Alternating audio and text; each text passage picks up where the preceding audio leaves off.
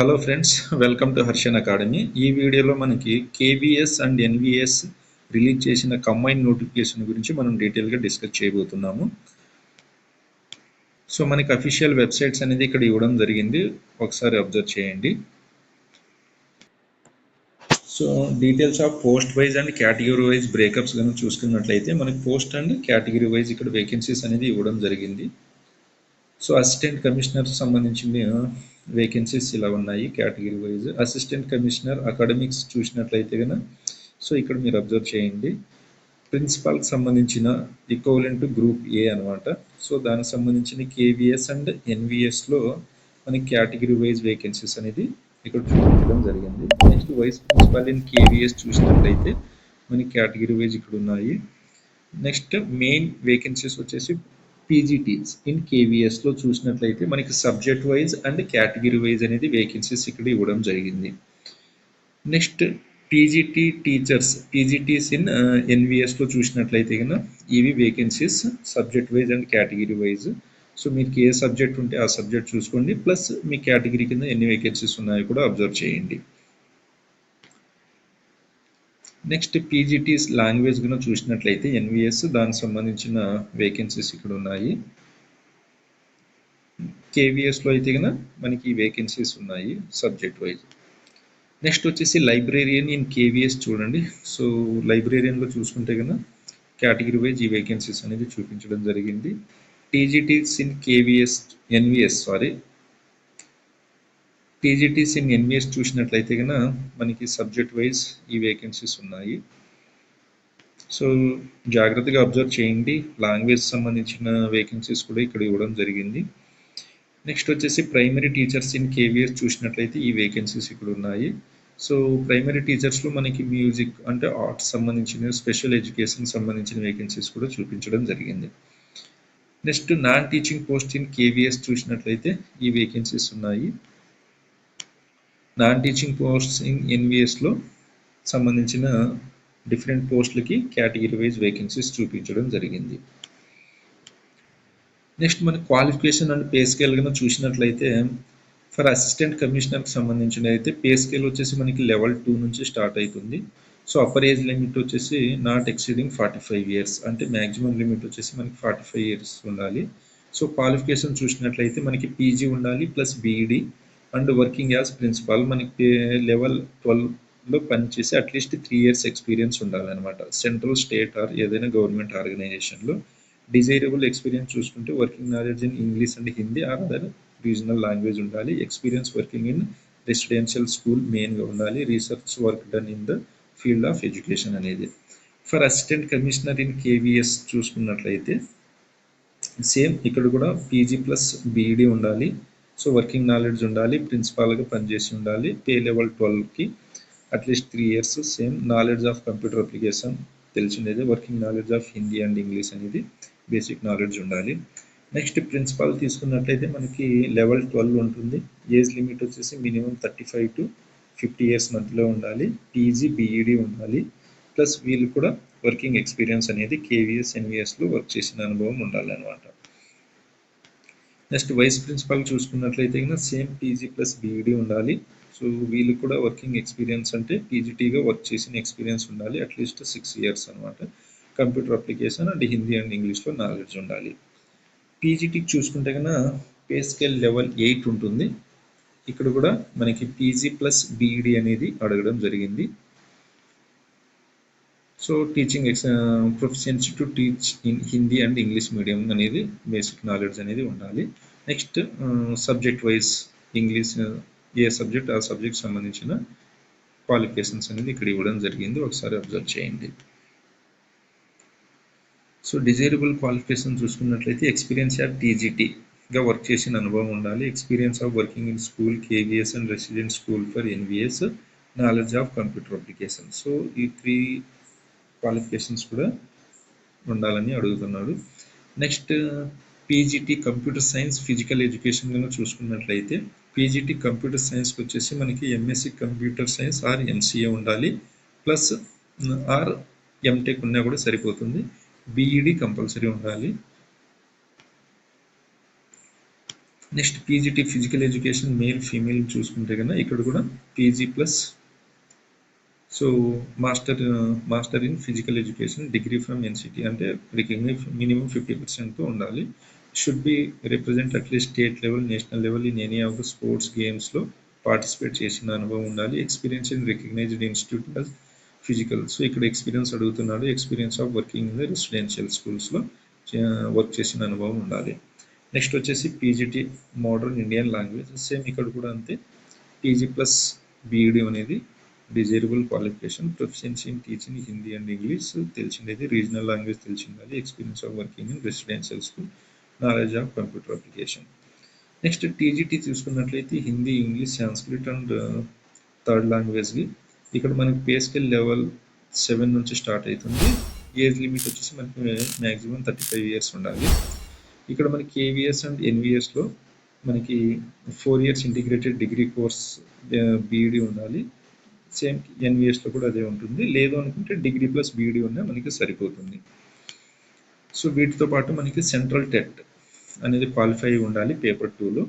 And computer అంటే English and హిందీలో మనకి మినిమం టీచింగ్ ఎక్స్పీరియన్స్ అంటే టీచ్ చేసే అనుభవం ఉండాలి. Competence to teach through English and Hindi. So desirable qualification చూసుకున్నట్లయితే experience of working in school for KVS అంటే రెసిడెన్షియల్ స్కూల్స్లో ఎన్విఎస్లో పనిచేసి ఉండాలి. Knowledge of computer application, knowledge of Hindi and English other regional language ఉండాలి. TGT maths science social studies తీసుకుంటే కన్నా same వీళ్ళు కూడా అంతే డిగ్రీ ప్లస్ పీజీ ఉండాలి. సెంట్రల్ టెట్ అనేది క్వాలిఫై ఉండాలి.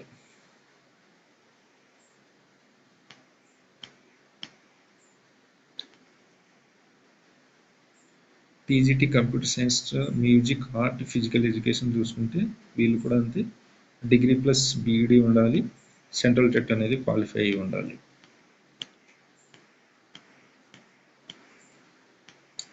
ఇక్కడ లైబ్రేరియన్ చూసుకుంటే కన్నా bachelor degree library science from recognise institute at least 50% మార్క్స్తో ఉండాలి. లేదంటే bachelor degree library and information science ఉన్నా సరిపోతుంది. Knowledge of computer application, working knowledge of Hindi and English. Desirable వచ్చేసి experience of working in a residential school for ఎన్విఎస్లో పనిచేసిన అనుభవం ఉండాలి. ఫర్ స్పెషల్ ఎడ్యుకేటర్ చూసుకుంటే సో వీళ్ళకి డిగ్రీ ప్లస్ స్పెషల్ ఎడ్యుకేషన్లో బీఈడి ఉండాలి. సెంట్రల్ టెట్ అనేది క్వాలిఫై ఉండాలి. ఫర్ ప్రైమరీ టీచర్స్ మ్యూజిక్ చూసుకుంటే కన్నా సేమ్ ఇక్కడ కూడా senior secondary, higher secondary or ఇంటర్మీడియట్లో 50% మార్క్స్ ఉండాలి. So bachelor degree in music performance in ఆర్ట్లో డిగ్రీ ఉండాలి. Working knowledge in Hindi and English ఉండాలి.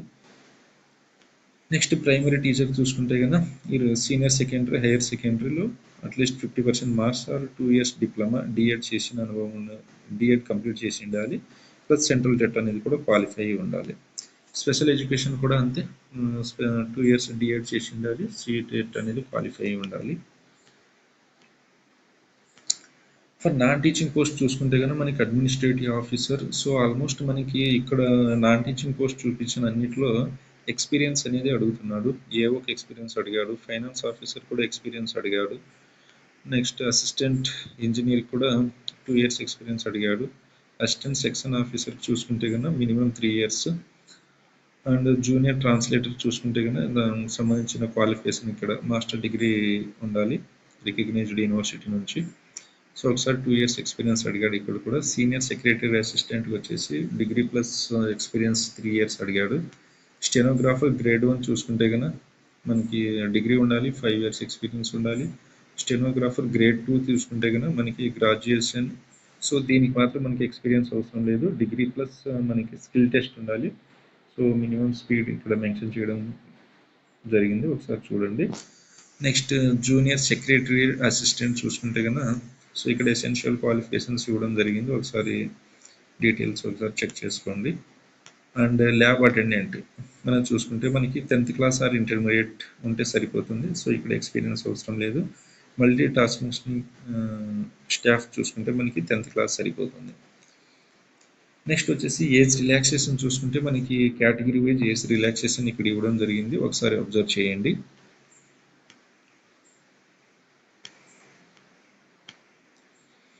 నెక్స్ట్ వచ్చేసి మనకి కట్ ఆఫ్ డేట్ అండ్ ఏజ్కి ప్లస్ మనము ఆన్లైన్ అప్లికేషన్ సబ్మిట్ చేయడానికి లాస్ట్ డేట్ వచ్చేసి మనకి 4th December 2025 ఇవ్వడం జరిగింది.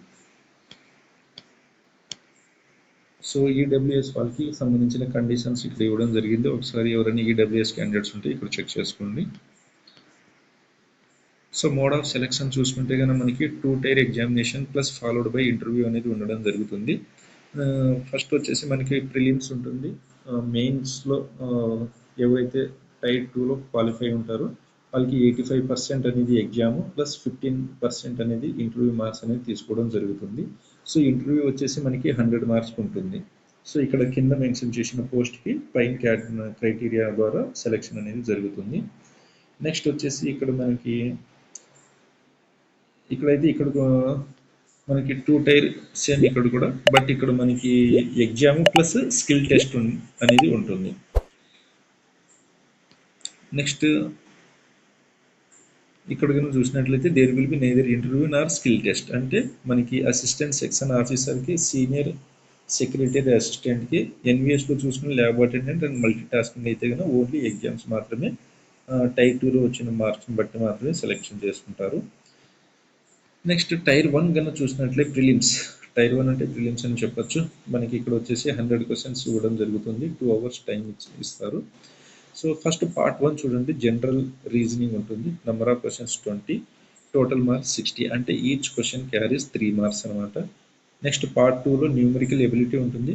నెంబర్ ఆఫ్ క్వశ్చన్స్ 20 ఉంటాయి. టోటల్ మార్క్స్ వచ్చేసి మనకి 60. నెక్స్ట్ పార్ట్ 3 చూసుకుంటే basic computer literacy. So number of questions వచ్చేసి 20 ఉంటాయి. Total marks 60. జనరల్ నాలెడ్జ్ చూసుకుంటే కనుక 20, 60. Language English. సో 10 క్వశ్చన్స్ అడుగుతారు, 30 marks. Language competence test and 1 modern Indian language. అంటే ఏదైనా లోకల్ లాంగ్వేజ్ సెలెక్ట్ చేసుకుంటే కనుక మనకి 10 క్వశ్చన్స్ ఇస్తారు, 30 మార్క్స్. సో ఓవరాల్గా మనకి 100 క్వశ్చన్స్ 300 మార్క్స్ అనేది ఇవ్వడం జరిగింది. నెక్స్ట్ మల్టీ టాస్కింగ్ స్టాఫ్ ఎన్విఎస్లో చూసుకుంటే టైర్ 1 విల్ బి ప్రిలిమ్స్. ఇక్కడ ఆబ్జెక్టివ్ టైప్ ఉంటుంది.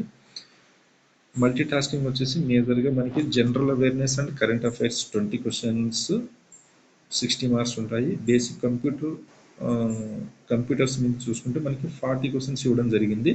So 120 marks. Language competency test ఇంగ్లీష్లో చూసుకుంటే కనుక number of questions 20, total marks వచ్చేసి 60. అండ్ లోకల్ లాంగ్వేజ్ చూసుకుంటే కనుక 20 క్వశ్చన్స్ ఇస్తారు, 60 మార్క్స్. సో ఇది మల్టీ టాస్కింగ్ స్టాఫ్స్కి సంబంధించిన ప్రిలిమినరీ క్వశ్చన్ ఎగ్జామినేషన్ ప్యాటర్న్ అనమాట.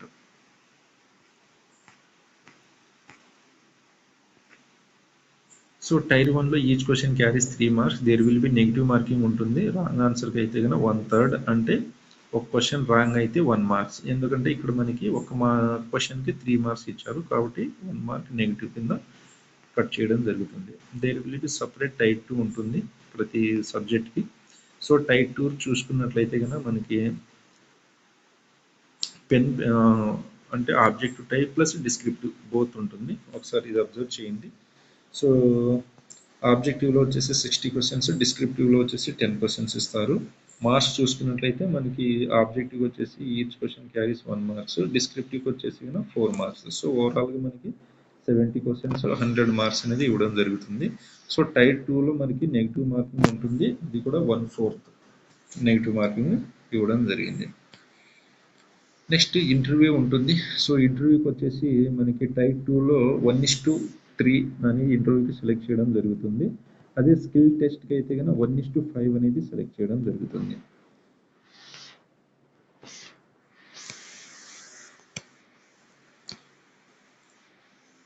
So process of allocation of candidates to KVS and NVS. So ఇక్కడ మనకి మెరిట్ లిస్ట్ని బట్టి మనకి కేవీఎస్ అండ్ ఎన్విఎస్ అనేది పోస్టులని ఇవ్వడం జరుగుతుంది.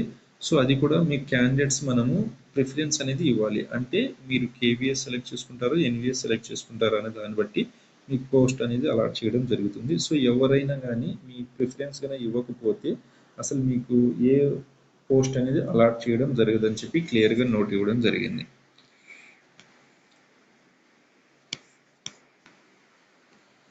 సో హౌ టు అప్లై కనుక చూసుకున్నట్లయితే ఇక్కడ మనకి అఫీషియల్ వెబ్సైట్స్ అనేది ఇవ్వడం జరిగింది. ఈ వెబ్సైట్లో మాత్రమే అప్లై చేసుకోమని చెప్పి మెన్షన్ చేయడం జరిగింది. సో ఈచ్ క్యాండిడేట్ ఒక అప్లికేషన్ మాత్రమే ఫిల్ చేయాల్సి ఉంటుంది.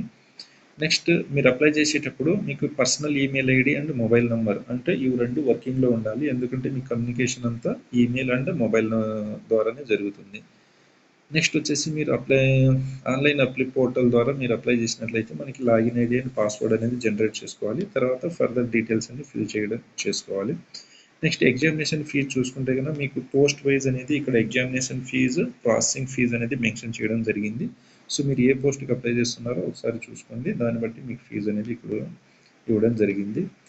నెక్స్ట్ వచ్చేసి no examination fee required for SC ST and PWD క్యాండిడేట్స్కి అండ్ ఎక్స్ సర్వీస్ మ్యాన్కి ప్లస్ ప్రాసెసింగ్ ఫీజు 500 మాత్రం పే చేయాల్సి ఉంటుంది, ప్లస్ జిఎస్టీ కూడా ఉంటుంది.